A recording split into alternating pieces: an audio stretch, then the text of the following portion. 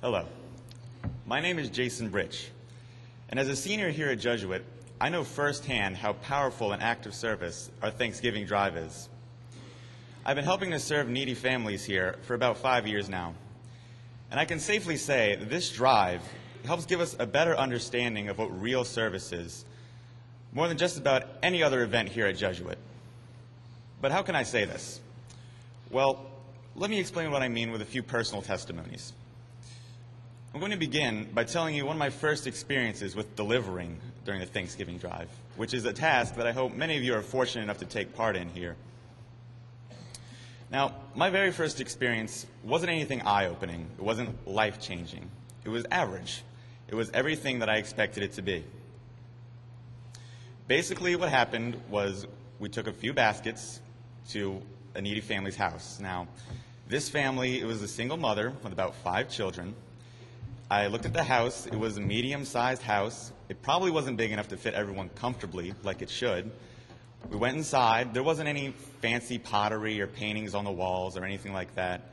And there was a TV. It wasn't a nice TV, but it was a TV. And there was some furniture here and there. It was a very simple house. I looked at my friends. We were all thinking, this is a family that could use the food we're offering. We're doing a good thing here. So we gave the family the food. They were extremely gracious. We said Happy Thanksgiving, and we left. And I remember exactly what I was thinking as I left that house. Wow, I've done a great thing. How awesome is what I've done? How good do I feel about myself? And that's what I think the problem was. It's a real shame that I thought that because I missed the entire point of the Thanksgiving drive that day. You see, I think many of us have this notion that if we serve and we do good service, we're always going to feel really good about ourselves when we're done.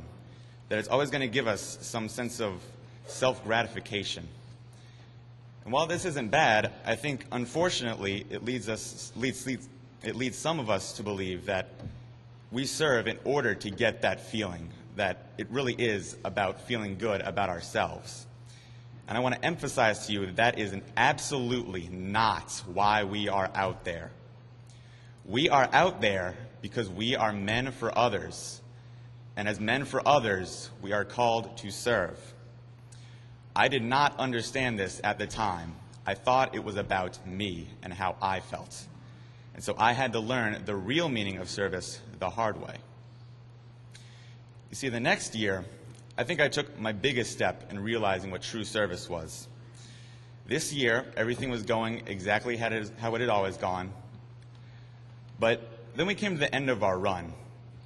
And I had a really amazing experience at this point because when I pulled up to the house, I wasn't looking at a house. I was looking at a shack in every sense of the word. It was made of just random planks of wood nailed together shoddily. The roof looked like it could cave in at any second. It looked like it was about to fall off. And things didn't get any prettier when I walked inside the house. When I got in there, I was immediately slammed with the smell of pungent smoke. It was a smell so powerful, I was literally struggling to breathe. I was trying to hold my breath without being rude. And then there are certain points I felt like gagging. It was so terrible. And then I looked to my right, and I saw a little girl, probably about 7 years old, curled up in a blanket on the couch. I can't say for sure that she didn't have her own room, but it wouldn't surprise me if someone told me that she didn't have her own bed, because from outside, that house looked like it couldn't have had more than 3 rooms. It definitely was not big enough to house that single mother and her 3 children. And so, I kind of went through the motions. We gave the family their food. Happy Thanksgiving. We left. They were very happy. The thing that was different about this run was that I was not happy. I did not get the same feeling that I was so accommodated to in all my service. I did not have that feeling of self-gratification. And I am so thankful that I didn't. You see, the problem is, when I had always felt that feeling, what it was basically telling me was, I've done enough. I've done my part. And the fact of the matter is, I think we've never really done our part with this service. You see, I left that house with a feeling of disgust and remorse. I left that house asking myself, how could anyone live like this? And why doesn't anyone do anything about it? Why don't I do anything about it? And I think it's important that I ask that question because it drove me to want to do more. It made me want to give more of myself. It made me realize that I wasn't doing enough. And that is a feeling that I never got when I left happy and satisfied and feeling like I did everything the right way. Now, I don't want you to confuse what I'm saying here. There is nothing wrong with getting that sense of self-gratification when you've done good service. What I'm saying here is, don't let that feeling fool you.